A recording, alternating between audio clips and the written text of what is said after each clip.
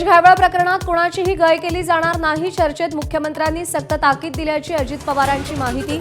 सभापती राम शिंदे, संतोष बांगर आणि तानाजी सावंत आरोपांच्या फेऱ्यात।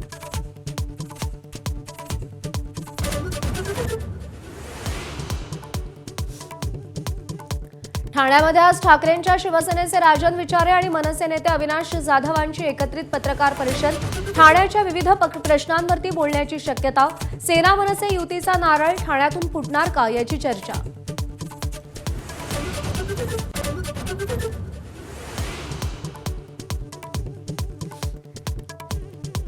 नागपूरमध्ये आज ओबीसी महामोर्चाचं आयोजन। 2 सप्टेंबरचा मराठा आरक्षणाचा GR रद्द करण्याची मागणी। विजय वडेट्टीवारांच्या नेतृत्वात हजारो ओबीसी बांधव सहभागी होणार।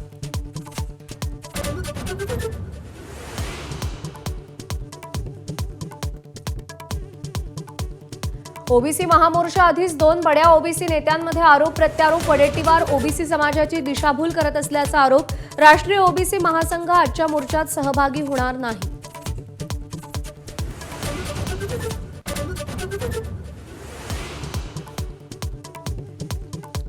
राधाकृष्ण विखे पाटील हा महामूर्ख माणूस। लक्ष्मण हाकेंकडून विखारी टीका। तर काळजी करण्याचं कारण नाही, योग्य तो निर्णय घेतला जाईल, अजित पवारांची प्रतिक्रिया।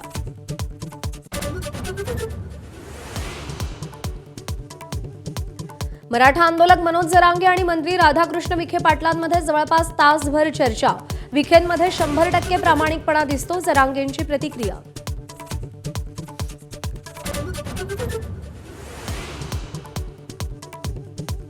लाडक्या बहिणींना केवायसी करावीच लागणार। केवायसीसाठी अडचणी येत असल्यास मुदतवाढीचा विचार करू। पात्र महिलांनाच लाडकी बहीण योजनेचा लाभ मिळणार, अजित पवारांची ग्वाही।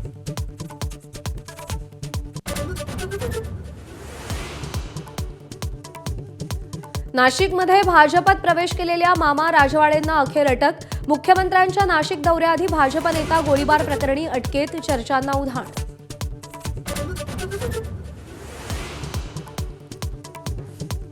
दुसऱ्या कसोटीत टॉस जिंकून भारताचा फलंदाजीचा निर्णय। भारताच्या संघात कसलाही बदल नाही।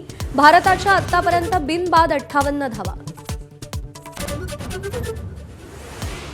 महिलांच्या वर्ल्ड कपमध्ये दक्षिण आफ्रिकेचा भारताला धक्का। बोलवार्ट आणि एन डी क्लार्कच्या अर्धशतकांच्या जोरावर आफ्रिका 3 गडी राखून विजयी। व्हीच्या घोषच्या 94 धावा वाया गेल्या।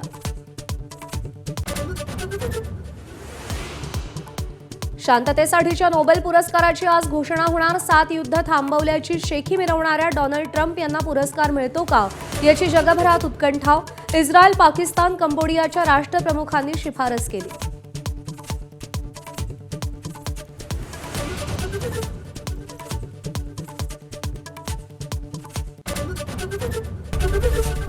एबीपी माझा, उघडा डोळे बघा नीट।